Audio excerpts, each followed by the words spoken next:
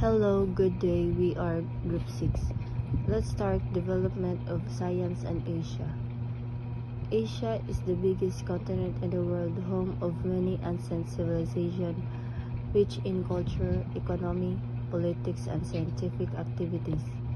So, Asia ang pinakadako ng continent sa world by both land area and population.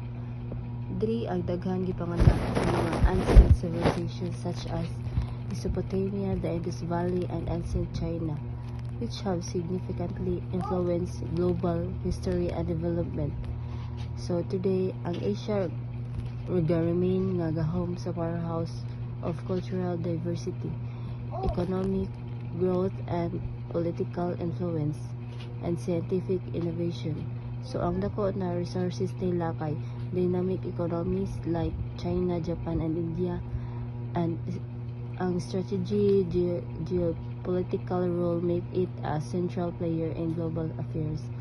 Then ang diskarte nila na geopolitical role kay gihimo nila usa ka central na malalaro sa mga pandaigdigang gawain. Hello everyone, I'll be reporting about the great civilization in science, India and China. First, ancient India made important contributions in mathematics, like the concept of zero and the decimal system. They also advanced in astronomy, medicine such as Ayurveda, and surgery and metallurgy. Next, ancient China gave the world many inventions, including paper, printing, the compass, and gunpowder. They also developed traditional medicine and had advanced knowledge in astronomy. This civilization greatly helped shape modern knowledge, science, and technology.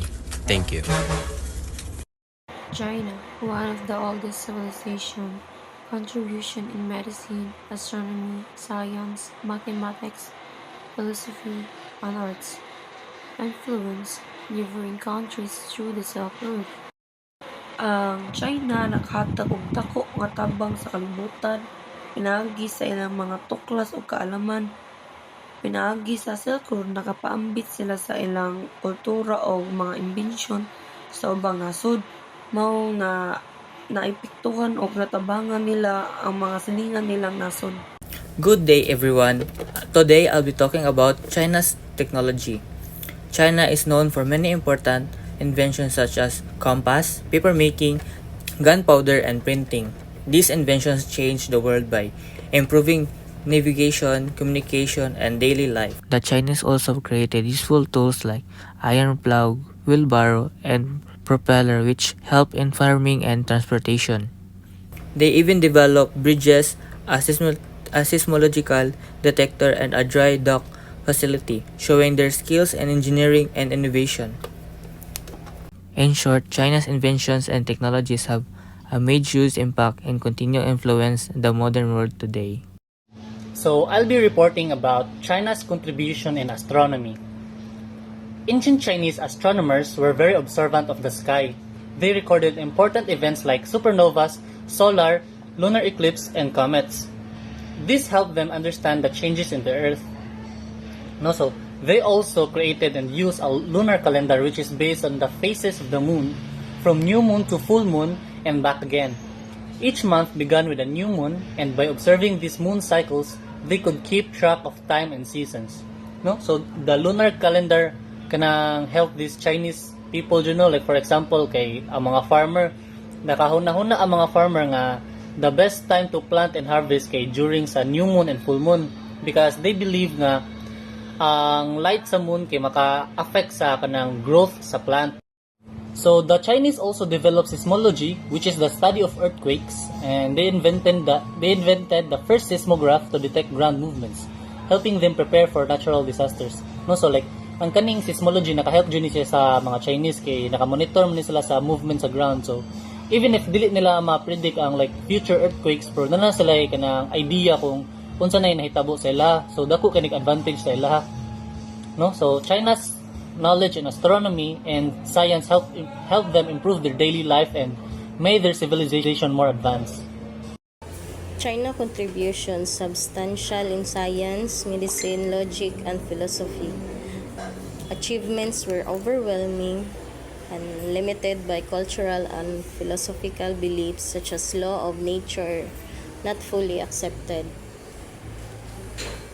So for science and technology, mao ni ang mga contribution sa China. Like paper and printing, compass, seismograph, and gunpowder.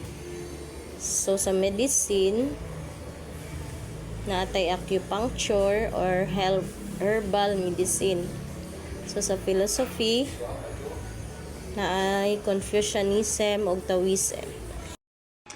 India, huge peninsula surrounded by seas and mountains, known for creativity and useful technologies, focused in iron, manufacturing, and metallurgy.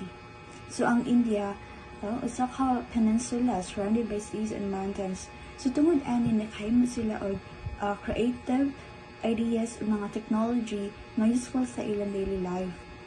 So ang ilang pinakasikat na field mao metallurgy, ang pagtrabaho ug ang paghimo sa mga metal. So in their contributions, best quality iron steel, admired by the Roman Empire, play a major role in ancient technological progress, and India is also famous for its contributions to medicines. They developed Ayurveda, one of the most oldest systems of medicines. So, ang pinakadako sa ginambag sa India, so mao ang high quality iron steel na giila or like sikat sa tibuok kalibutan o gina-admire sa Roman Empire. So, tungod kay taas man kayang ilang quality silang products. So, napakita niya kanang marag maayo kay sila sa technology connections bisan sa dugay pa nga panahon. And then, sikat sila, no, ang India, sikat pud sa medicine tungod sa ilang Ayurveda. So, sa oldest na system sa natural healing. So, ang focus ani kay healthy living gamit ang herbs, diet, o good lifestyle. Example, ang turmeric o ginger nga gamit nato karon sa kusina sa una pa, ginagamit sa India isip tambal para sa sakit sa tiyan o inflammation. So, sa una pa, kabalo sila mo-operate o plastic surgery o cataract removal. So, nga nagpakita nga advanced na ilang medical knowledge.